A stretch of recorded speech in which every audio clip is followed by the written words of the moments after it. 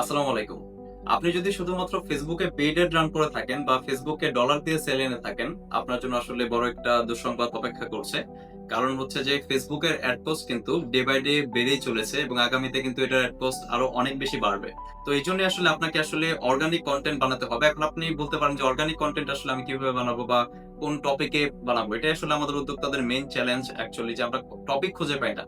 For an example আপনি হয়তোবা কাজ করছেন ফর এক্সাম্পল পাওয়ার ব্যাংক নিয়ে। আসলে প্রত্যেকটা প্রোডাক্টেরই কিন্তু আসলে একেকটা স্টোরি থাকে। প্রত্যেকটা প্রোডাক্টের জন্যই কিন্তু কাস্টমারদেরকে ভ্যালু দেয়া যায়। সো এই পাওয়ার ব্যাংকের জন্য আসলে কাস্টমারের কোর ডিজায়ার কি? বা আপনার প্রোডাক্ট থেকে কাস্টমার কি পেতে চায়? বা সে আসলে কি হতে চায়? বা আপনার ফিচার এবং বেনিফিট কি? এই প্রত্যেকটা টপিক ধরে, ধরে যদি আপনি একেকটা কনটেন্ট বানান, আপনি মাস শেষে দেখবেন যে আপনার ৯০ টা কনটেন্ট অলরেডি হয়ে গিয়েছে। যদি আপনি ডেইলি কনসিস্টেন্সি মেইনটেইন করে আপলোড দিতে থাকেন।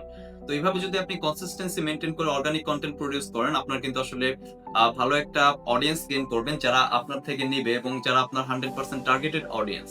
আর যদি আপনি শুধুমাত্র পেইড এডস এর উপর ডিপেন্ডেন্ট থাকেন, তাহলে কিন্তু আসলে আল্টিমেটলি আপনার একটা সময় গিয়ে দেখবেন যে অনেক অ্যাড স্পেন্ড হয়েছে, ভালো সেল পাচ্ছিলেন, কস্ট পার রেজাল্ট অনেক কম যাইতেছিল, কিন্তু আসলে দেখবেন যে একটা সময় সব লস হচ্ছে। কারণ আপনি দেখেন বড়, বড় ব্র্যান্ডগুলো কি করে? তারা কিন্তু আসলে কাস্টমারদের কাছে ওয়ান টাইম সেল করে না। তারা একজন কাস্টমারদের কাছে বারবার, বারবার সেল করে এবং তাদের রেভিনিউ কিন্তু এখান থেকে আসে। That's why focus on repeat customers and organic content. Thank you.